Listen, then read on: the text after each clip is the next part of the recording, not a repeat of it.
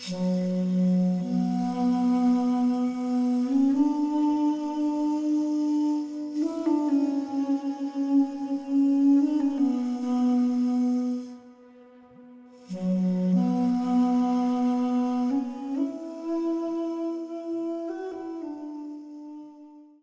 made it. Dude. It's been a while coming. How long? Months. Maybe like 4 to 6? Yeah. I feel like I don't know when I first met you, but I remember hearing about you having gone to Vietnam, and that just blew my mind because you were the softest teddy bear ever. And I was like, what? And at the same time, I looked at you and I thought, this dude does feel like a warrior. And it blew my mind. So I'm so glad that we made it here. Thank you. Yeah, it's good to be here. Dude, okay, so let me give you a quick intro about the podcast. Okay. Satori is the name, and the purpose of it is to help people realize the self by sharing God's word. Realizing the self is basically realizing God. Right. That's it. So I'm going to give you a little bit of a nice, beautiful intro music, and then we're going to get rolling. Good. Let's roll.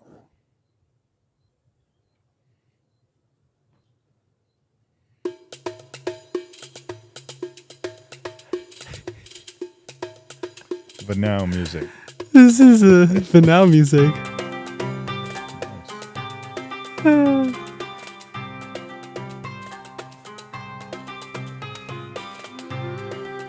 Yes, very vanilla.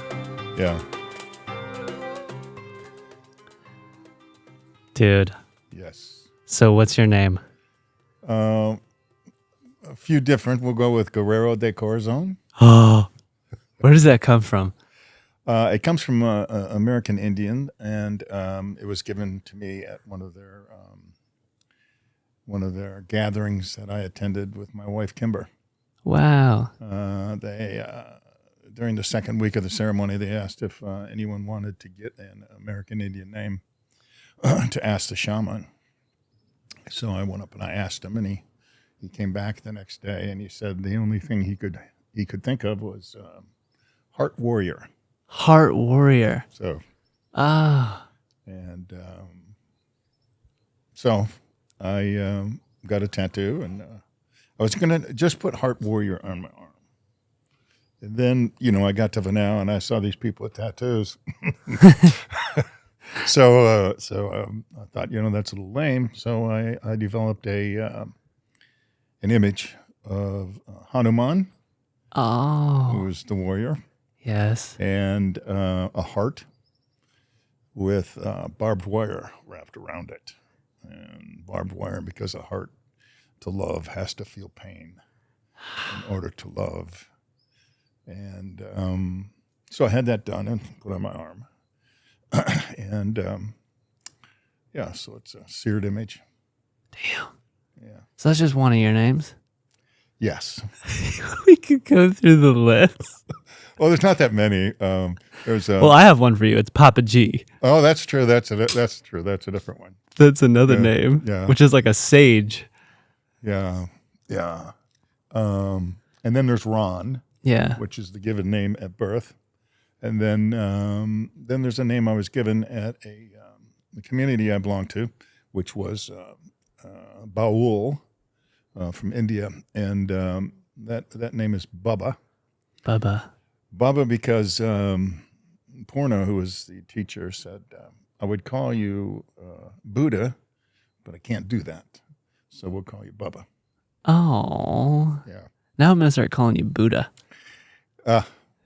Well, the stomach isn't there yet, thing. Dude, I love that. So I want to go straight into it. Okay. I want to talk about where were you prior to going to Vietnam? How old were you? And what was life like? Because I know you said you were kind of a hippie at one point, or if that was after. I want to know the story. I want to go through it and feel your transformation having gone to Vietnam and come back and becoming the person that you are today. So Let's go all the way back to pre-war. Pre-war. I was 19 years old. Wow. I just graduated high school a couple years before. 17. I was living on my own. I had an occupation. I'd been working in a grocery store as a meat cutter all through high school. Where were you? This was Illinois, right on Illinois-Wisconsin border. Okay, cool. And Saladino Supermarket, so is the name of the place. My family, there was 9 of us, children. Wow. Yeah, Italian mother, oldest son. Damn. And my mother worked, of course, raising the children, and then she worked nights as a waitress. I know, died at 43. Oh. Yeah. Whew. Yeah. So, Vietnam was a big thing, obviously. A lot of people leaving the country, and, I was too ignorant to take advantage of that. So they had the draft then. Everyone had to register, and everyone was getting drafted. So I thought that the best thing for me to do would be to join the Navy and stay out of Vietnam. Yeah. So I joined the Navy, went through the training, and then they sent me to Virginia to what's called counterinsurgency training. Okay. Because they considered Vietnam an insurgency, a rebellion. Okay. So we went through a training there for a few weeks, and then I got orders for Vietnam. But I was a nice 19-year-old fun-loving kid, getting a little bit of problems here and there, Yeah. Drinking and fighting and carousing around a little bit. Well liked. I was popular at school. Yeah. Although rebellious, but yeah. And so I went in, and before I went to Vietnam, like 3 months before I went to Vietnam, my mother died. Oh. She got cancer and died. So I went home for the funeral there. And then they put me on an airplane and flew me to Vietnam. How were you feeling prior? Like, did your mom passing away put you in this state of like, oh my God? Like, how did that hit you and impact you? I was very close to my mother. Oh. Very close. It hit me hard, very hard. It hit me hard. At the, I had to come in on leave. They gave me emergency leave. And I came in. The priest was there, the priest that baptized me. I was Catholic. Yeah.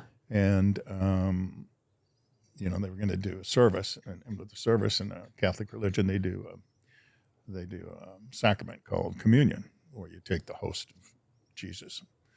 And so I hadn't done an act of contrition for asking forgiveness. And you do that with a priest. Okay. Can you move your mic just a little bit closer? Yeah, drag it in. You can drag it all the way in. There you go. Perfect. All right. And then he says, well, come back into my office. I went back to his office, and I used to usually say I've been in a fight, I've swore a few times, Yeah. things like this. Confession, right? Confession, Yeah.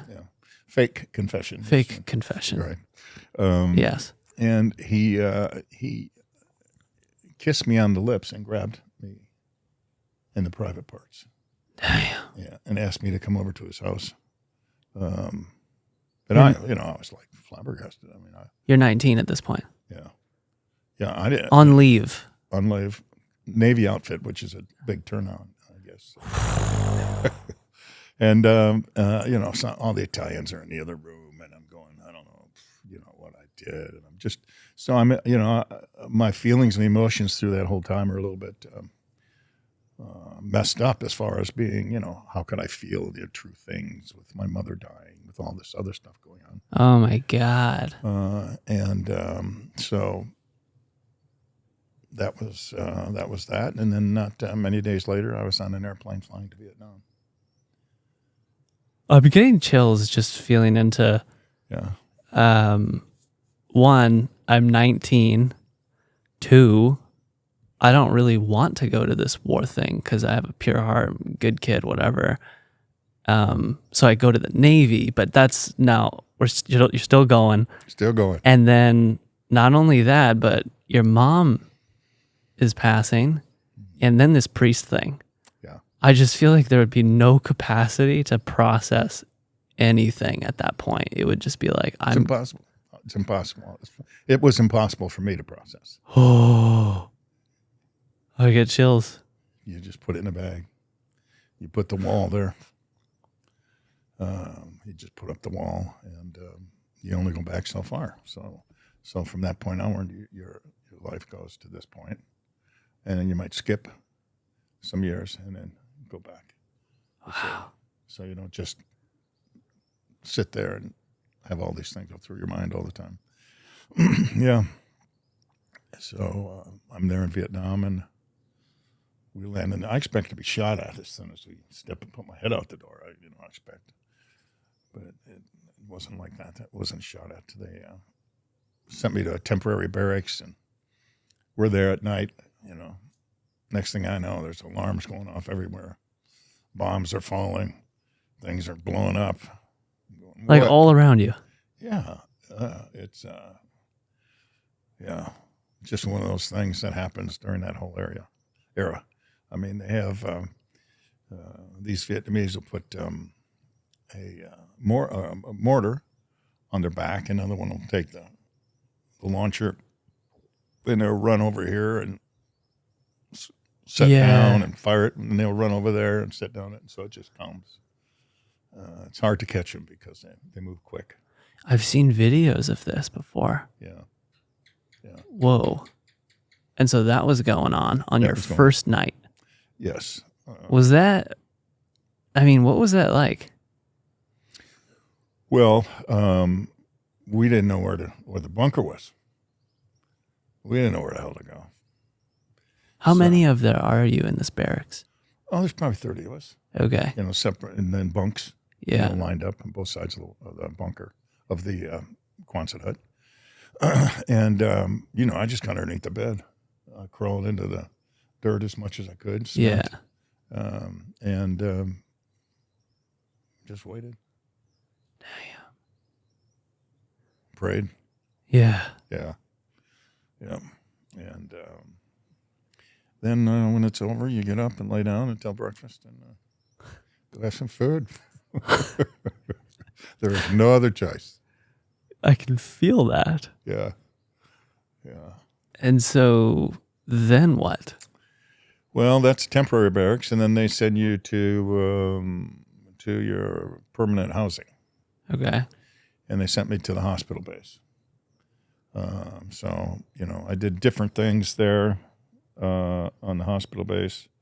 But I was what I would do is go to every ward twice a day and walk through every ward.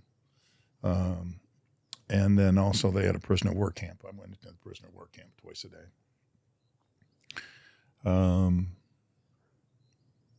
Yeah. Were you just patrolling in this prisoner war camp thing?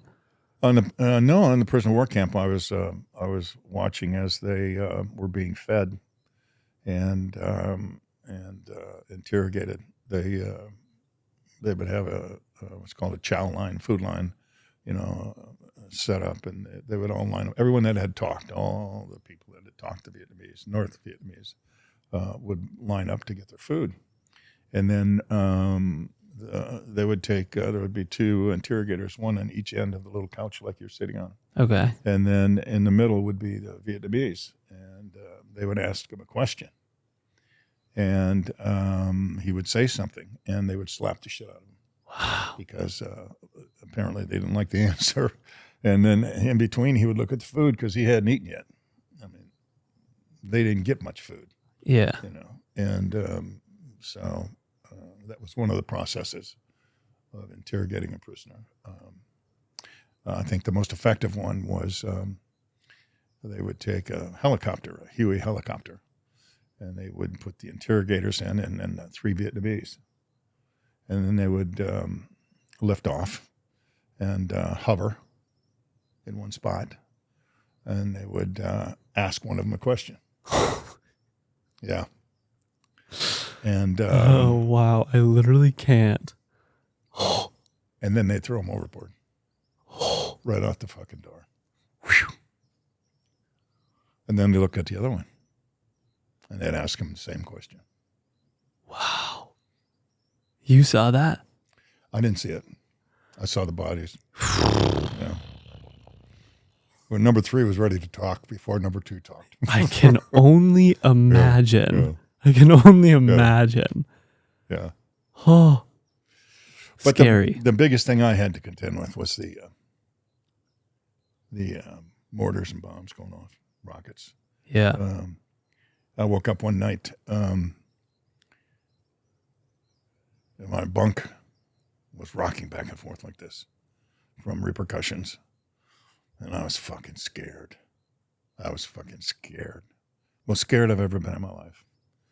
And I've been scared a few times. I held on to the end of the bed. And everything's shaking. And I could see the North Vietnamese. There's concentration wire outside and all around the hut. And I could see the Vietnamese coming fucking storming right over this concentration wire. Holy shit. Yeah, I said, I am one dead dude. The bed stopped shaking, the water stopped falling, and there's no Vietnamese. It was all a hallucination. Are you serious? Yeah. That's how scared I was. Yeah. It's called Highway 1 out there. Major highway through Vietnam. Yeah. Whoa. I didn't even know that was a thing, that you could just hallucinate on fear. Yeah. And then you get up and go to breakfast. I love this. Breakfast. I mean, you have to have it. I've done breakfast. Regardless of the trip and the journey that you're going on. Yeah. Oh my God. Yeah.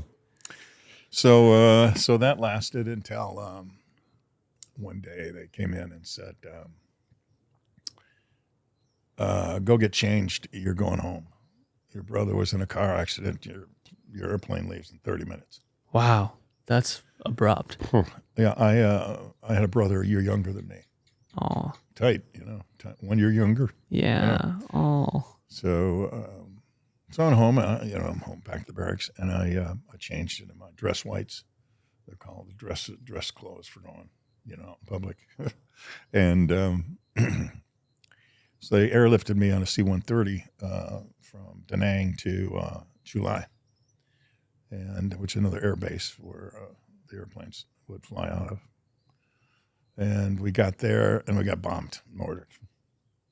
So I'm crawling underneath plastic seats. Damn. Dirty as shit. Then it's time to board the plane. We boarded the plane. And,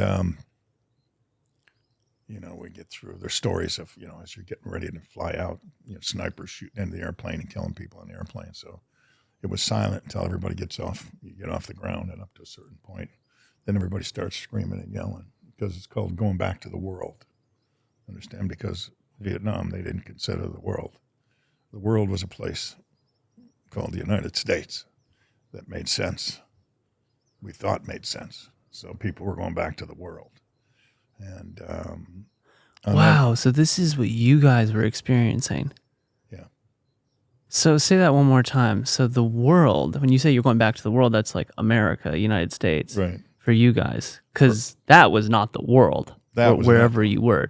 No. Wow. Okay. Got it. Because it didn't make sense. Didn't make sense. No. That makes sense that it didn't make sense. Yeah. Thank God it didn't make sense, huh? So I'm there, and everyone's happy because they're leaving for good. Yeah. They aren't coming back. Yeah. I'm coming back. Whoa. Yeah. I wasn't very happy. My brother's leaving. How come these other troops weren't going back? Because their time was up. Their time was up. You were the only one that was a temporary leave in that. Right. Got I've it. been there 9 months. Wow. And I'd come back for 3 more months. Got it. Served 3 more. So we landed in San Diego. I called my sister, and she said he died. Oh, He's dead. damn. Yeah. He's dead. So that's all that's 1 year, by the way. Oh, All that shit happened in 1 year. So I go home and my dad's there. There's 5 kids still left at home, and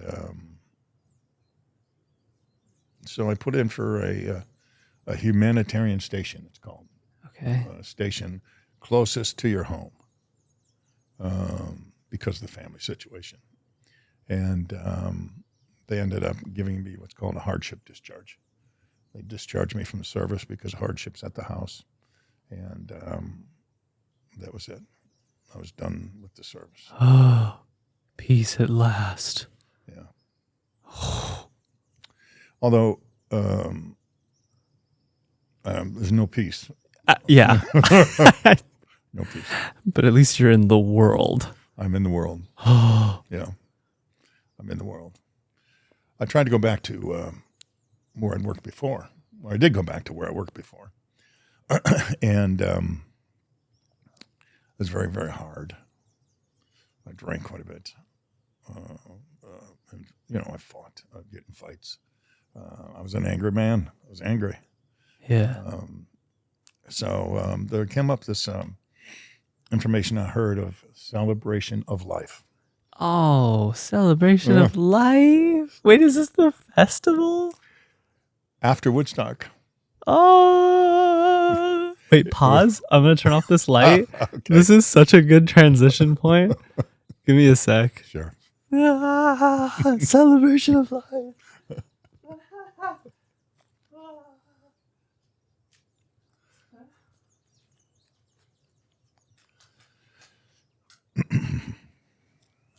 Sun's coming out, man. Over the ocean. You look so good. It looks so good. I can't believe it.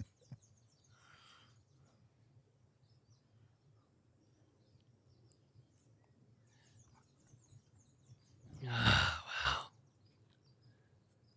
Yeah. So, Okay. Celebration of life. So I quit my job. yeah. And I hitchhiked down to, it was outside the Baton Rouge, and hitchhiked to Louisiana, which is an experience in itself.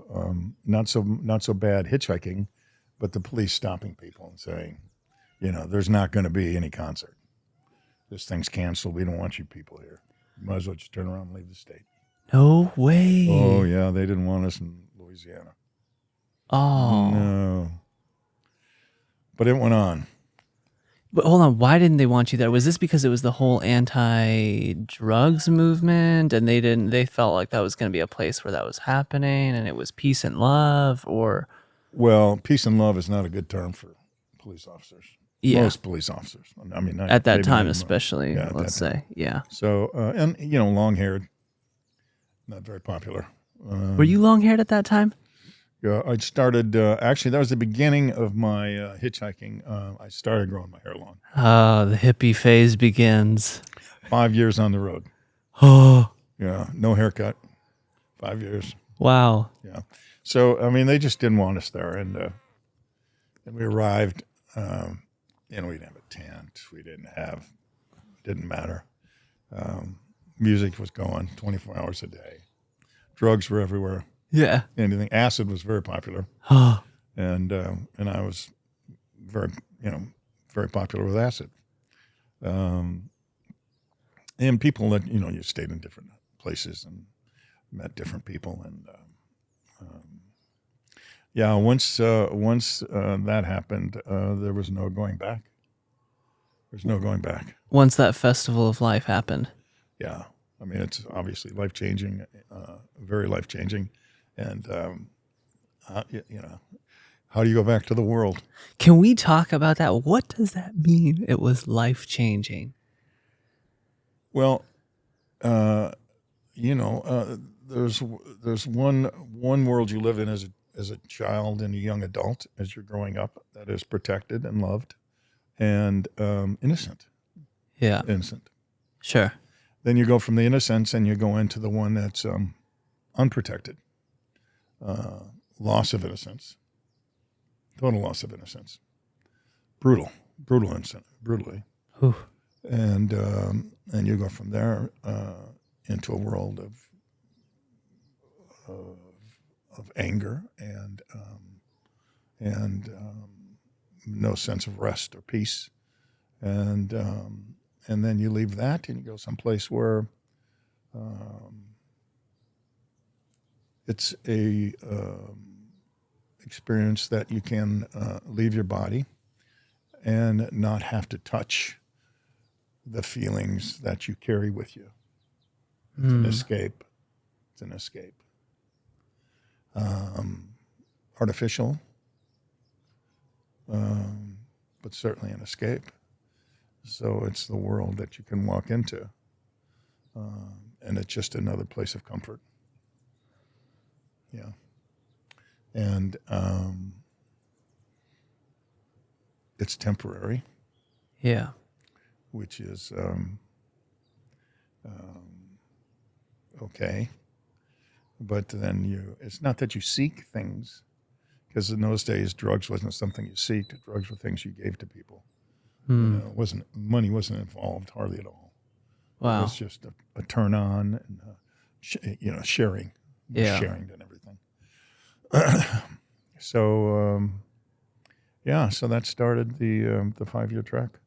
I would hitchhike for a while, and then, I'd stop someplace and work, get some money, and I'd hitchhike and end up someplace else. And, you'd meet people on the road. You'd meet people that you'd met before, and you set up times and places to meet again, see again. Oh. Yeah. Was there cell phones at this time? No. Okay. No. There are no cell phones. I didn't think so. Yeah. Hell, we were So lucky how to did have- you meet up with them again? Did you just say, hey, I might be passing through here in about 2 months? Yeah. Holy shit. That's how you did it. I mean, you knew people would be in different places. Yeah. You might not know when they'd be there. You'd run into them. Yeah, you'd run into them. That's so special, man. That's so yeah. special. Yeah. Yet I couldn't. I found that I couldn't. Basically, I couldn't have relationship as we know relationship. Okay. I had acquaintances, people I knew, but certainly no friends, and no heartfelt emotion, because I'd had enough pain already. I just wasn't ready to take on anymore, because if you open your heart, you have to be willing to take on pain. Comes with the territory. Feeling is painful. Whew. Yeah. Man. And I was good at it. You certainly had a higher dose than the average human being. Yeah, well, we all have our shit, I can speak on behalf of my early 20s and late teenage years that it was nothing even close. I mean, we were on 2 totally different planets at that time. Yeah. And so I think you got quite the dose, man. Yeah, which is one reason, people ask questions, excuse me, about Vietnam. Yeah.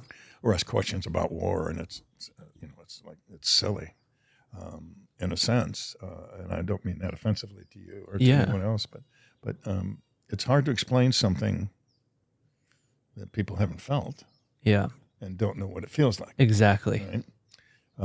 So to explain that to someone is at times very, very much beyond words. And I'll address something else now too. Is the saying that's really become very popular is very insulting, and that is "Thank you for your service." Oh, My God, please tell me about that. How the fuck would you know? Thank you. I mean, how the fuck would you know? Yeah. So like some millennial that's just like looking up to an elder and that was in war and is just like, thank you for your service. Or even if they say it nicely, like, hey, thank you so much for your service. It's like goodbye. You know, goodbye. Yeah. Yeah. What if another vet said it to you? How would you respond? What if I was right there with you on another bunker and we went through the same barracks? You wouldn't say it. I wouldn't say it. Nah, you wouldn't say it. Would we just be laughing? Like, what would we be talking? What would I say? You would look. You wouldn't say anything. Yeah. You wouldn't have to say anything. Okay. You know, when you're there and it's it's a pause. You just look and see who's there. Yeah. Okay? Still there. Have you talked to anybody that you were there with recently? I had Kimber and I were in my apartment in Fort Worth a couple of years ago. Excuse me. I had a partner there. Don Skelton was his name. Okay. And he was from California. And I'd tried to find him a little bit on Facebook or something, but not very hard. And we're sitting in my apartment, and I get a message or a messenger. Okay. And it said, Ron, how long's it been? 40 years? Just fuck. Are you kidding me? I read it. Started crying. Oh. Yeah. So I talked to him, and he's in California. He was ended up being a professor in college, and now is in a band. He plays the bass. Oh, that's so special. Yeah. So I had one guy recently just reach out to me, said he's been searching for someone for 50 years. Could be me, could not be me. I did. He said, we're going to go to Vietnam together, and I know he burned himself on a machine gun, his hand on a machine gun, and I said, well, I did do that. But other than that, I don't think it was me. I didn't join together with someone, but yeah, that was a mistake, touching a barrel of a machine gun. I sometimes touch the stove. Yeah, well, same thing. I can't imagine. Yeah. So, at what point, I want to know about how your relationship with God shifts.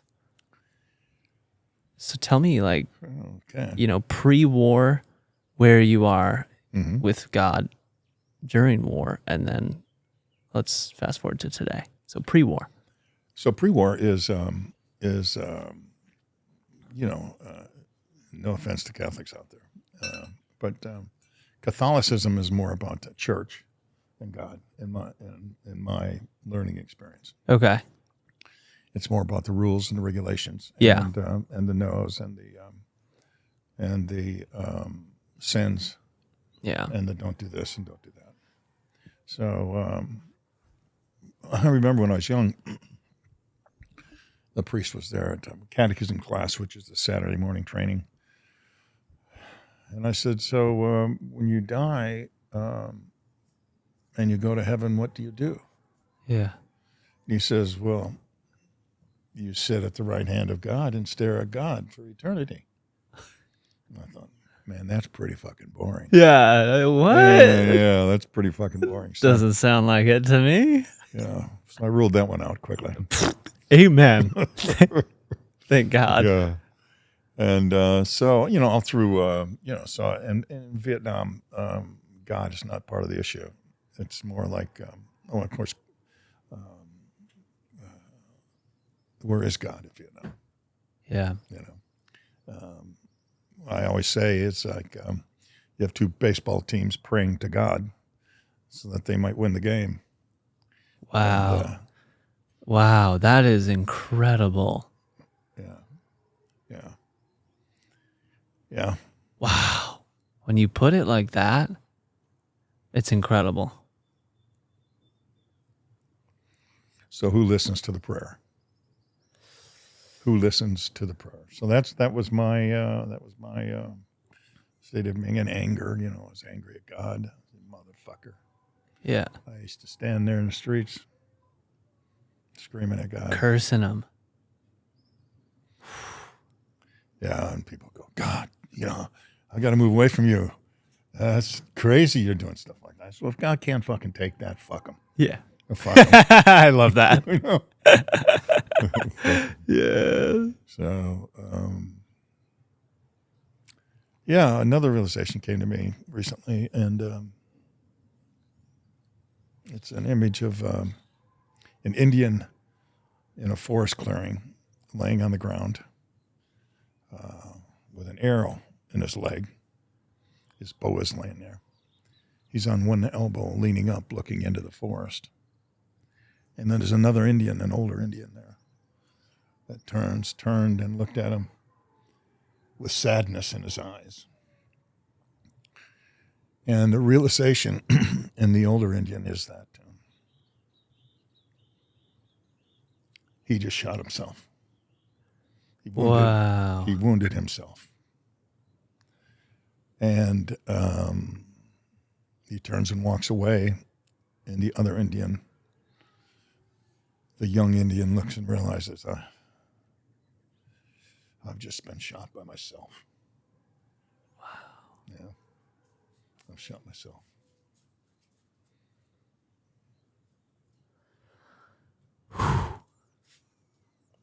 But I'm alive. I'm alive. And I'll go another step. And I'll bury all that shit. Until one day, I have a daughter named Stacy, stepdaughter, that went to this program called The Event. Okay. And she came home and talked to me about it. And she wanted my youngest daughter, Katie, to go to this event program. I said, no, not going to happen. Well, you know, this happens and that happens, and it's really good, blah, blah, blah. I said, no. She said, well, it's okay if you're scared. Well, Stacy, scared I'm not. But I've lived it. I've lived that stuff. And I'm not going to fucking live it again. Once is enough for me. I don't have to go back there. I've learned my lessons. And when I make decisions on what's in front, not what's back. Oh, beautiful. So she came over, and my wife wanted her to be able to come and have supper with us. And she came over, and finally I said, okay, Katie can go on two conditions. She pays for it herself. Mm-hmm. And if it changes our relationship,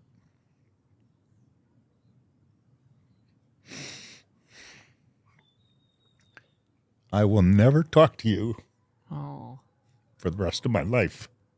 Oh. And I meant it. Luckily, she did well. She liked it, and she invited us to the graduation. I went to the graduation and thought, you know, this would be good for my wife. Really? What is this event? What is this thing about? It is a 4-day training, and it involves about 25 people. Okay. And it's a harsh training. Harsh. hard. And there's a part of it now, I can tell you now because they don't do it anymore, but it's called taking the demand. Taking the demand. Yeah. So if something comes up inside and you want input on it or you want some direction on it, then you say, I'll take the demand. And you say, I'll take the demand. And most of the times what happens is, and you're told how to do this. 25 people in front of your face going, you motherfucker, you piece of shit. I mean, they're in your face, so close, yelling and screaming at you that you're overloaded. Whoa. You can't handle it. Whoa. So fucking shit just falls, just blows apart. And openness comes. And I remember the first night someone took the demand. And I'm close. And I'm loud. I'm a loud guy. And I'm yelling, screaming at him. And I see this little guy in my mind. And this wall of bricks is breaking apart and falling down. And this little guy is there with mortar and bricks just working his ass off trying to put these bricks back together, trying to put this wall back up. Yeah. And the trainer looks at me and says, Ron, what's up? And I said, oh, no, nothing's up. No big deal. Nothing, So he goes, okay. And he goes right back to the guy that we were working on. So that night, I'm laying in bed, like 3 o'clock in the morning. I wake up and I'm crying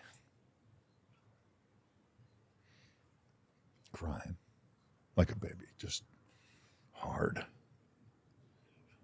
And I finally get that under control. I get up in the morning, take a shower, mistake, start crying again. That water hits me, and it's like, poof, full out again. So I get out, I get dressed, and I thought, well, it's time for breakfast. Just kidding. No, I knew that was coming. I felt it. I love that. So we go down to the training, and I say, okay, who wants the event? And I go, phew, or demand. So I want the demand. I want this shit over with, whatever the fuck's going on. So he came over to me. He put a chair in front of me, sat down. He said, what's up? Everybody else is on the floor, sits down. And I go, well,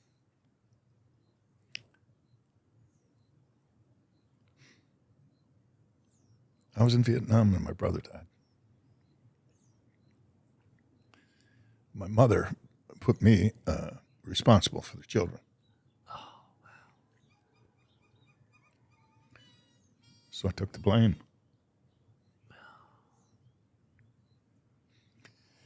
40 years of blame. So he says, okay. Who reminds you of your brother? I said, you do. He said, okay. Talk to your brother. I said, Larry, I'm sorry. I'm sorry I wasn't there for you. I apologize. So I had a chance there to let that release that. Yeah. And I did 15 of those. 15. Whew. Not 15 demands, 15 trainings. And never once did anybody yell at me. Wow. Yeah. Yeah. So that's the event. And yeah, I don't know where we're at. But the event. So this is like a super special emotional processing container that is created by some people. Very much so. Very much. It was designed for prisoners. Oh, wow. And actually, I actually had the opportunity to go to the federal penitentiary in Springfield, Missouri, and work with 25 inmates in a locked room with 3 other people and their 2 psychologists. And to give an idea, one man there was a child, and his mother was working, single mother, him and his sister. And she had to go to work, and there was no one to take care of the kids. So she asked the man upstairs to come down and watch the kids that day, which he agreed to do. She went to work. He came down and raped the boy. So the next day, the babysitter was still sick. So he asked the man to come down, and she asked the man to come down again. And he came down and started raping his younger sister. Oh, wow. And he hit him over the head with a lamp, which made the guy angry. So he turned around and he forced him to give him a blowjob. Damn. And then raped his sister. And said, if you ever tell anyone, I will kill your mother, I will kill your sister. And then he held that over 20 years. He was in a bar one day. Someone said something to him. Killed him, just like that. Killed him. He's in jail for the rest of his life. Wow. Yeah. And that was someone that you were working with. Right. And so he was holding on to that pain of that moment for 20 years. Yeah. And then he went to a bar and snapped and killed somebody. Yes. Wow. And did you help him release and let go of the guilt and all this stuff? How did he take it, that training? Well, the release was there. I mean, the release comes instantaneously. Yeah. Once you release it, I mean, it changes. It changes you. Yeah. Although he's in prison, you know. It's so tough. You got to be tough in prison. What a paradox. Catch-22, you know? I have a friend that became a Zen monk, ordained in prison, first ordained Buddhist monk in prison. What does that mean, ordained? That the monastery, the Zen monastery, came in and approved his training and gave him the right to become a teacher in the Buddhist tradition. Whoa. And a monk. Yeah. This was a prisoner? This is a prisoner, yeah.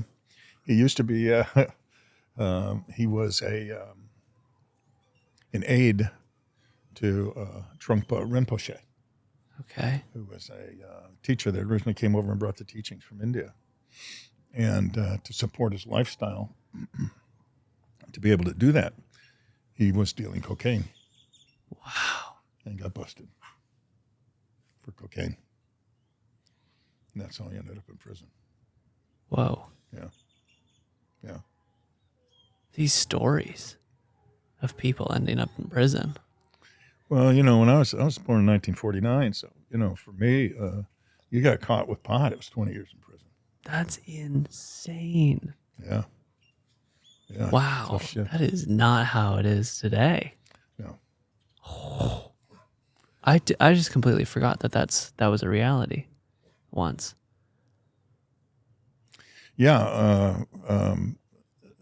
Pat Nixon, Richard Nixon's wife, had a real way to solve the whole problem. Just say no. No. Yeah, then you don't have to go to prison for Yeah. 20 years if it's Yeah. in your pocket. Yeah. Oh my God. Yeah. So, how would you say that your relationship with God is today? Well, in the mornings, I love that. this is tobacco is a sacred sacrament, sacred plant, and I do smoke tobacco, usually in the mornings with coffee, and then I do hape, which is a powdered tobacco, but And hape is an ingestion through the nose, right? through the nose. Yes, correct. Yeah, Yeah. it's an ass kicker. Super fucking grounding. Yeah, yeah, and I'm pretty grounded to begin with. That thing will take you to the core of the earth. I mean, you're like, wow. Yeah, I don't get up and jump around too much. Anyway. I do move a little bit, which takes a lot to get me to move like that. But yeah, and so my relationship with God is very personal, open, and lively conversation. Oh, I love that. Yeah, and every morning I pray, and I pray over the tobacco, and I pray for everything and everyone that has touched that tobacco. I pray for the smoke as I blow out the smoke, that whatever it touches, wherever it goes, anything and everything, that it brings the touch of God. Oh, And that that's so special. that I might be able to bring that touch of God with me throughout the day. So, Wow. yeah. That's a prayer, man. It's a prayer. That just come to you? Like, It just comes. Things just come, That's the good thing about it is that no matter inside, if, there are days, I fucking don't want to pray, trust me. yeah. But the first word is like a fiber, vibration, comfort inside your soul. Yeah. And then the words just They just come out. Yeah. That is such a special connection to God. Yeah. When you can grab onto that little thread, that little fiber, and pull it down, and then it just flows. And that is the... Yeah, it's available. Yeah, I'm not special. No. It's available to everyone. We can all do that. Yeah. With or without tobacco. With or without tobacco. Right. Amen. If you want to do it the hard way, go ahead and do it without tobacco. Yeah. So that's funny. Dude, your poems. Did you want to read a poem? Yeah, I have a poem that I didn't write, but it's called Oriah Mountain Dreamer. I would love to hear it. It's an American Indian poem.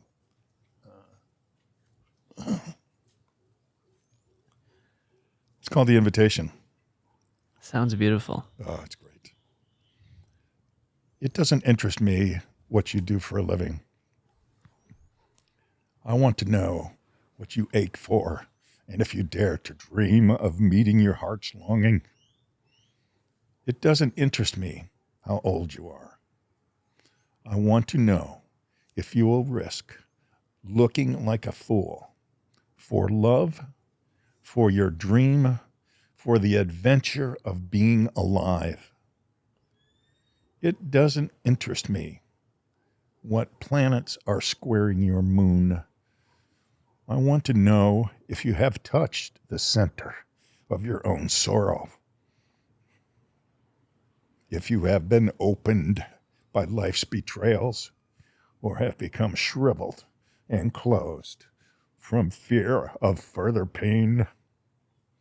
I want to know if you can sit with pain, mine or your own, without moving to hide it or fade it or fix it. I want to know if you can be with joy, mine or your own. If you can dance with wildness and let the ecstasy fill you to the tips of fingers of your toes without cautioning us to be careful, to be realistic, to remember the limitations of being human. It doesn't interest me. The story you are telling me is true. I want to know if you can disappoint another, to be true to yourself, if you can bear the accusation of betrayal and not betray your own soul, if you can be faithless and therefore trustworthy. I want to know if you can see beauty, even when it is not pretty, every day. And if you can source your own life from its presence.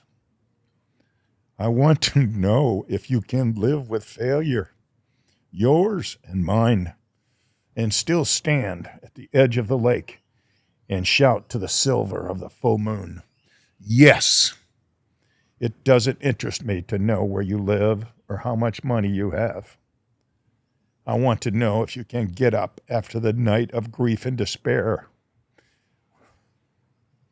weary and bruised to the bone, and do what needs to be done to feed the children. It doesn't interest me who you know or how you came to be here. I want to know if you will stand in the center of the fire with me and not shrink back. It doesn't interest me where or what or with whom you have studied. I want to know what sustains you from the inside when all else falls away. I want to know if you can be alone with yourself and if you truly like the company you keep in the empty moments. Yeah. It's a good one. It's a good one. Yeah. Yeah.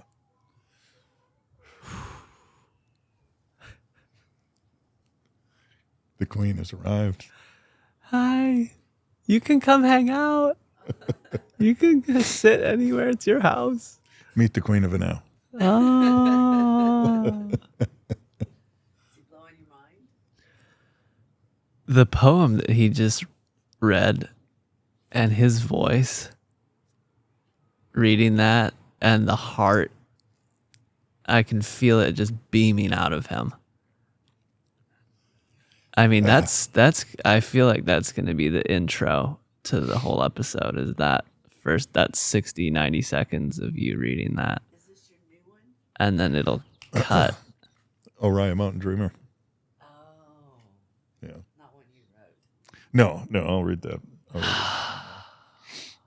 That was so special. Thank you. And the way you read it, whoa. I can feel how deeply you feel that. Yeah. Wow. That's such a good poem. So let's see what I got here. This is called excuse me. Softened Warrior. Okay. Warriors, you have risen, felt the power of uniting as one, rising to courage needed to become more than your fear, howling together in the joy of battles won, suffering together in the anguish and despair of defeat. Now you returned, tested and hardened, to your lovers, to your families. Now the fresh battle begins. It will take courage, tears, and softness to arouse the heart warrior, to stand with surety, knowing that your wholeness awaits. Self-love, community, love of all when this battle is won, you will stand screaming into the night in joy, in gratitude at the blessings you have been given. Softened warrior.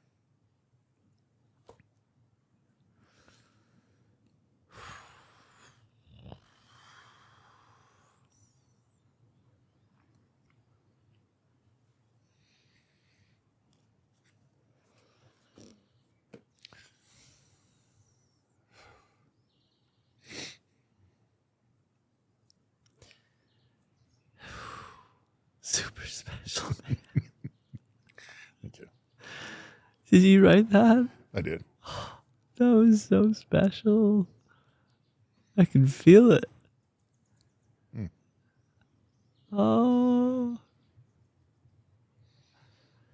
Wow.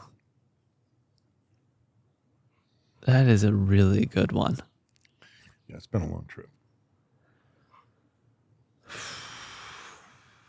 Yeah. I feel like I can feel how many people will resonate with that.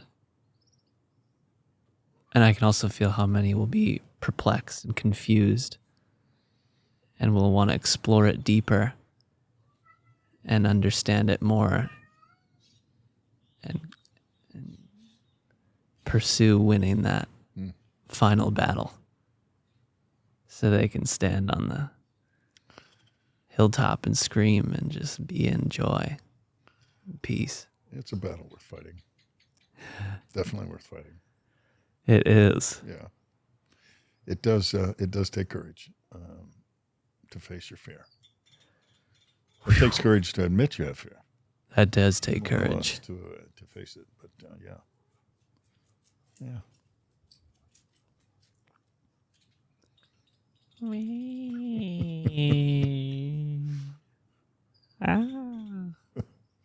Do you write a lot? Oh, I don't know if I read a lot, but I certainly do write on poetry. I love your poetry. Mm-hmm. Wow. Thank you. And would love to hear more at any point in time if you feel inspired to share another poem. Yeah, I'm in the midst of one right now. It's called, for now, it's called I Want to Shake You. Wow. Yeah. Sounds deadly. Yeah, it's I love it. has to do with my artwork, really. I don't I enjoy art that makes people stop and shudder. Yeah. Yeah, to just I've seen your art. Yeah. It makes you stop. And you take a look and you're like, whoa, man. And some of it is just beautiful, and you're like, that's really nice. But some of it is like, whoa, let me take a look at that. I'm thinking of one piece that I would love to put on the screen for people to see, the one that you gifted to Casa Vanau. Oh, yeah. And Kashmir was kind of like, man, this is amazing, but I don't think I can put this anywhere. Because if this is on the wall, I mean, Yeah. I want to show people that one. I might get a photo of it from you after so I can include it. Yeah, I don't on the have screen. one. I do have one here that you might like, Kimber, if you grab that one with the heart. Oh, I would love to show your art. That would be This is beautiful. one. Thank you. Yeah, this is one. It's got one of my favorite things in it. It's got barbed wire on it. This isn't the one that I'm No, thinking no, of it's a then. different Okay, one, yeah. different one. Yeah. I don't know if I've seen this one. No, I don't believe you have. It hasn't. I got it fired here at the house. We fire them here.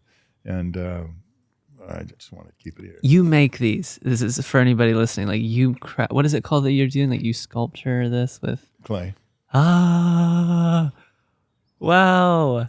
Super special. Whoa. That's a face. That's a face, yes. Let's see if we can showcase that. So this is a heart with barbed wire and half a face. Can you explain it to me? And tell me the meaning and what you were feeling? Well, there's tears, as you see, coming out of the eyes. Can you show me that again? The tears. I do see that now. Wow, that Tears. was a subtle detail. Yeah. And to feel is painful. And not just is it painful to feel, it's painful to realize you haven't felt, Oh, that you haven't felt. you've been numb. So it's tears of what's been missing. Oh, And the barbed wire, instead of being something to harm or hurt, oh, can hold you together. oh, that's so special. Yeah. Oh, I love hearing the meaning and the significance behind something, because you really have to go to the artist and ask. Otherwise, you could misperceive it in a million different ways. And that's my hope. Ah, I loved your articulation of it. Thank you. Yeah, thank you. I wanted to ask you, I had this question earlier.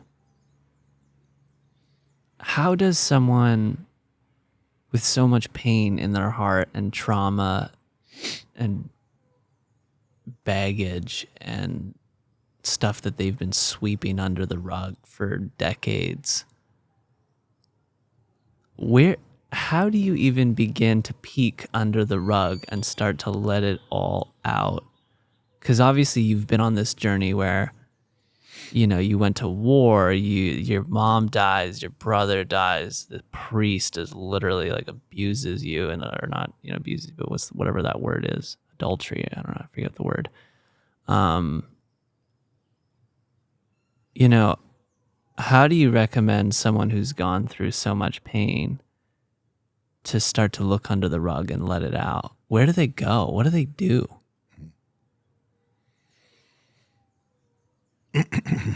Well, I would say there's two things come to mind.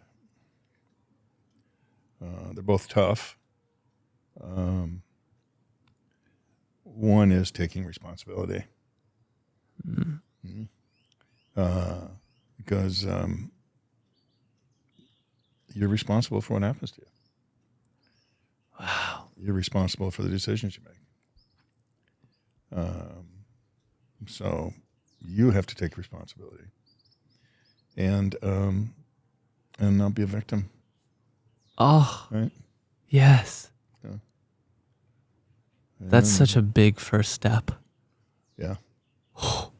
Being a victim is comfortable. It is comfortable. It's safe. I used to see myself as the persecutor, which I loved, being the persecutor. Persecutor is the one who attacks? Yes. Okay, and then the victim is the one who gets attacked. Got it. Until I realized that the biggest victim of all is the persecutor. Oh. Yeah.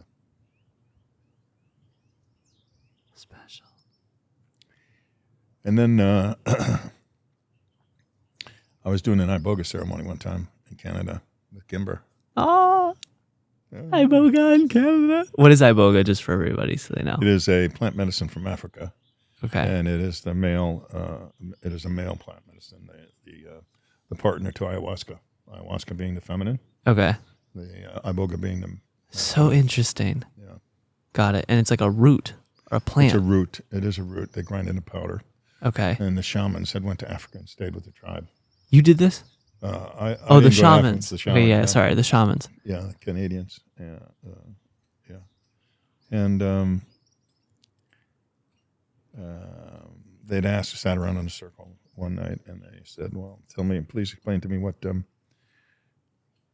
forgiveness means to you." And everybody went in a circle, and they were going all these nicey little, forgiveness is this, forgiveness is this. Is this before you dropped in on the medicine? Before you? Mm-hmm. Okay, so this is like pre-ceremony or like in the ceremony before doing Yes. iboga. Yes. Okay. He came to me and he goes, it came to my turn, and I said, I don't know, I don't want to try and get this right. Knowing without forgetting.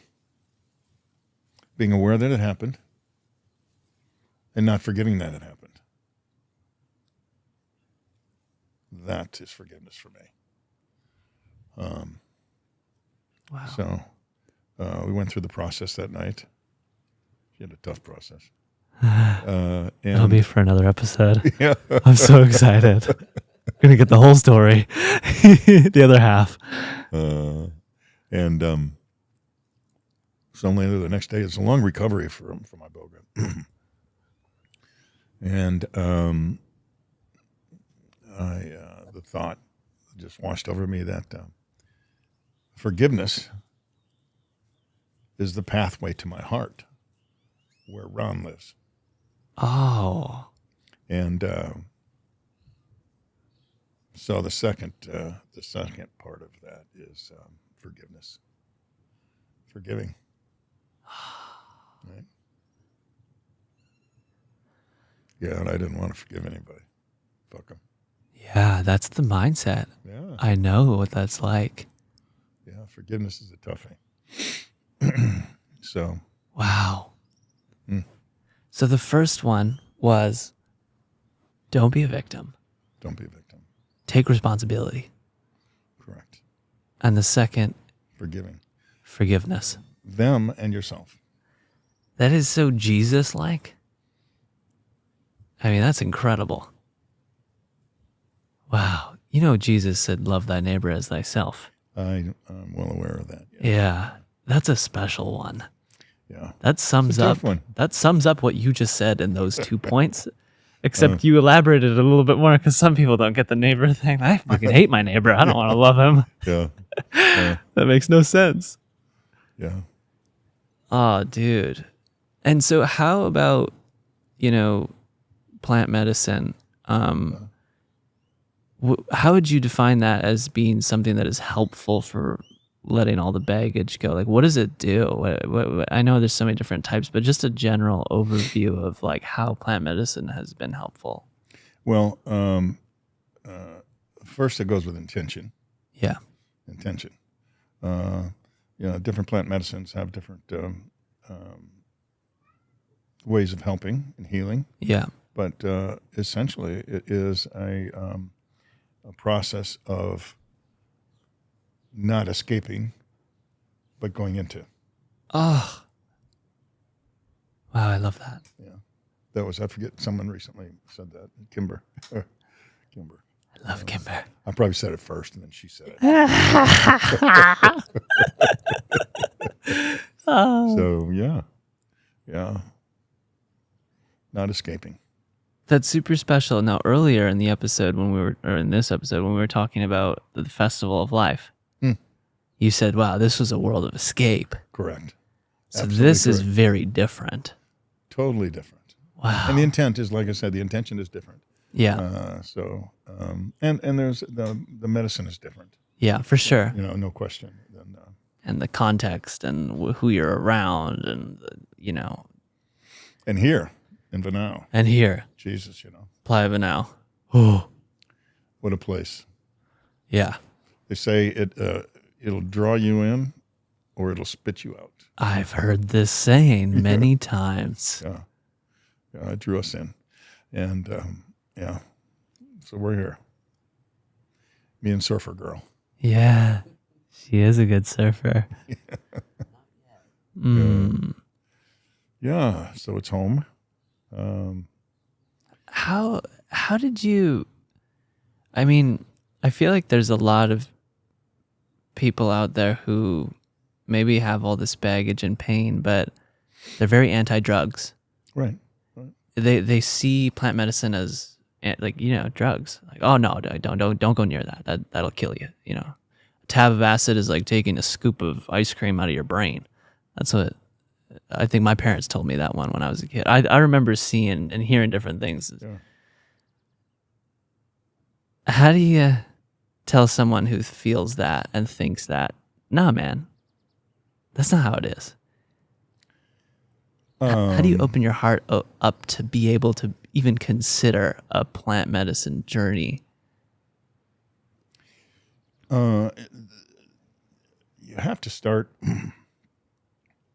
by listening to your gut, Yeah. right? Oh, Quit trying to think. yeah. And Quit listen trying to to think. Get out of your head. Get into your gut. Start letting your gut make your decisions for you, Yeah. because then things wash over you. It becomes a certainty. It doesn't become a question. It doesn't have to be a thought. It doesn't Yeah. have to be a pattern. It becomes a certainty. When you can stand and get the shot straight from God to your gut, Oh, you don't have to question anything. yeah. There is no question to be had. And food is a drug. Any Yeah. food you take is a drug. Yeah. Coffee. Coffee. How about sugar? Worst drug in the world. What about all the pharmaceutical stuff that you take every day that you don't think is a drug? Yeah, I've gotten off 10 pharmaceuticals. That's 10 big journeys that you've It's, gone on. 10.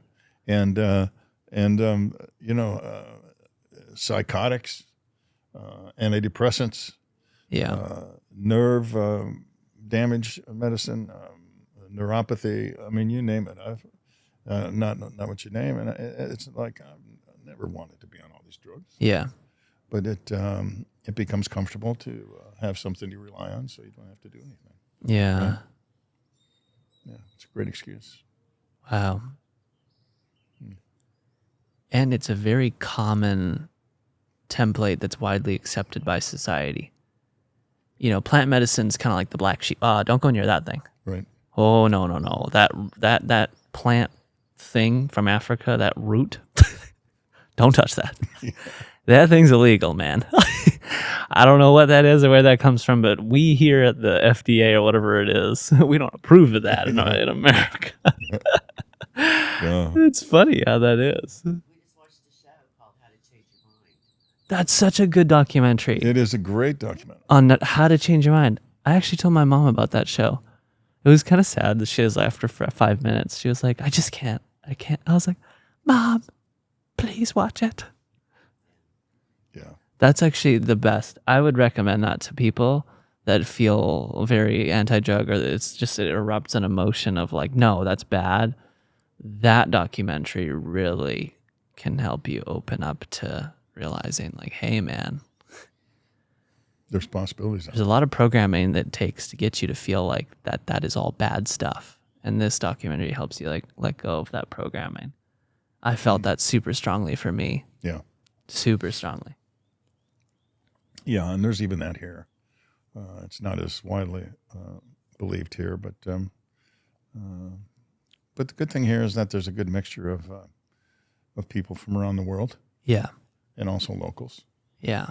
You know, so it's a good mixture of people and thoughts, and that would be another thing is that you know, get off your ass and go someplace else and see how other people live. You know, Right. see what they think. See how they take a shit. You know, I love that. they don't all have toilets. Oh man, come to Casava now and see how we poop over here. I mean, come take a look at our lifestyle. Look at India. Dude, wow, that would be a trip. I'm excited for India. Yeah, there's different ways of shitting in India. Yeah. Yeah, I remember it's you know, going in and there's a you know, very, very exclusive house, and there's 2 pieces of ceramic, a hole in the middle, you know, place for your foot on both sides, and in front there's a coffee can with water in, and you take your shit and then you put your hand in the water and clean your ass. No, you're kidding. No kidding. You're joking. Did you guys do it? Yeah. Wow, that is unique. Now she brought toilet paper with her though. Oh my god. Yeah, but I didn't bring toilet paper with me. You don't eat with your right hand. Yeah. Or is it your right or your left? You don't eat with your left. Yeah. That's like a cultural thing there. You don't shake hands. You don't touch. Yeah. So they put it on that side, the holy side that doesn't. And I eat left-handed. My dad's left-handed. I didn't too. dare either. That was a thing that it's super interesting. The positionalities of mankind. I think my dad told me stories that the teacher used to hit him with a ruler for writing with his left hand. Oh, yeah. Bad thing. Did you deal with that? Oh, I had to deal with it, yeah. People Really? don't use the left hand. That was a thing. Yeah. So you were forced to write with your opposite hand? Yes. Can you do that? I don't do it both-handed. I mean, I can read. But were you right able hand. to do it like with your opposite hand when you were in school and they were forcing you to do it? Not right away. To me, it feels impossible. I'm like, bah. Yeah, and now they don't even teach you how to write. In school? Yeah, they don't use cursive anymore. What is that? Cursive is writing, flowing. Oh, you mean block. like handwriting? Handwriting, yeah. Yeah. I was not really taught how to do that. It happened in like the first few grades and then it kind of just fell off. Yeah. Optional. And There's no need. Right, computers. yeah. My writing's not the prettiest, to be honest. It'd be cool if it was. Take time. Yeah, Don't be in a hurry when you write. The words flow in a nicer cursive. You take Can I your see time. your writing? It's not good. Show me it. I gotta see it. How old are you? 70? 74. 74? You got 74 years of writing on it. No, I mean, and I write some things I write, but most I do block printing. Show me. I just want to there's see some writing. any type of writing, print, handwriting, whatever it is. Ah, it's so beautiful, man. Even your print is really pretty. Yeah. I love it. Thank you. Hey, baby. Dude, what did you think? Of this? Yeah. Yeah, that one, it flowed well. Yeah. Yeah, it flowed well. Quick. Yeah, it goes by quick. Yeah. And I felt like the latter half was super special and healing. And I felt like the first half was like an intro to here's my life. Here's what I've been through. And now here's, how you can also process this if you happen to have gone through some incredible shitstorm like I have. Well, that would be good if that could happen for somebody. I think it would be really good. Yeah. And I think quite a few people are going to have that experience listening to this. Well, they can pay me.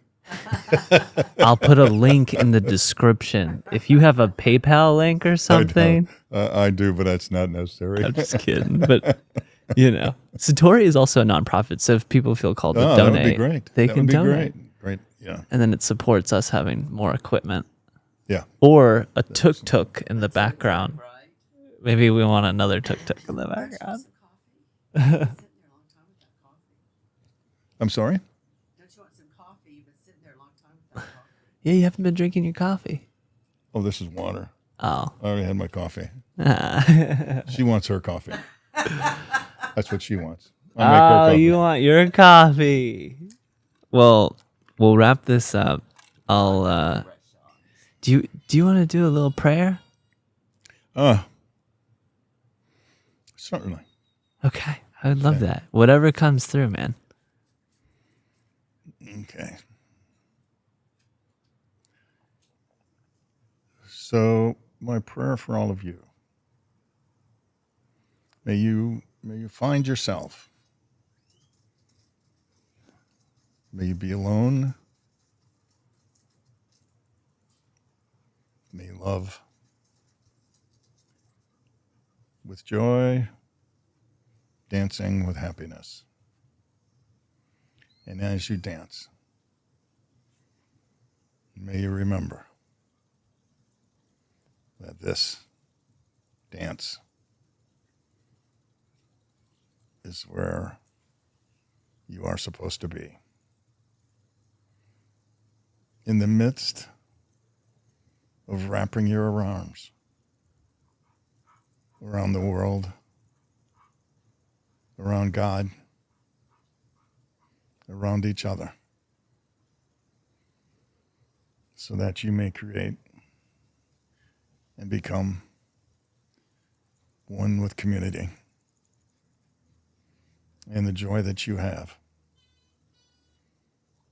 may flow into others and enter their children, and that their children may walk, travel around this world and start the same dance so that this world may be changed. And it starts with your dance. God bless you. Amen. Amen. Brothers and sisters. Brothers and sisters, no borders, just No. brothers and sisters.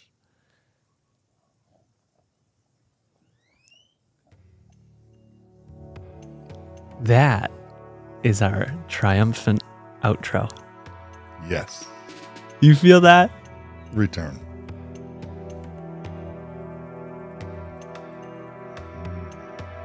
You're going to hear this when we do our episode.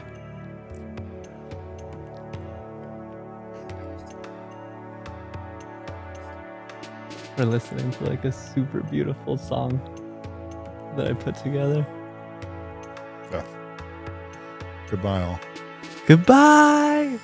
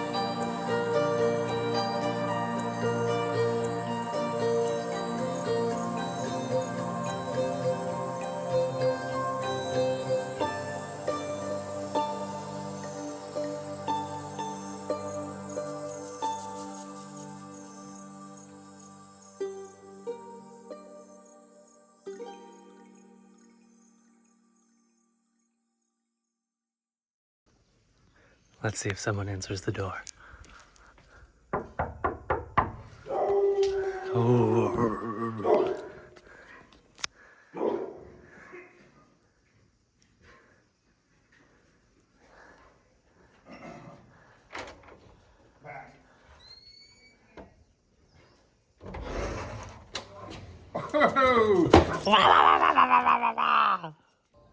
Guten Morgen, fellow human beings. On this fine morning at 4:30 a.m., I'm headed to go and capture Papaji.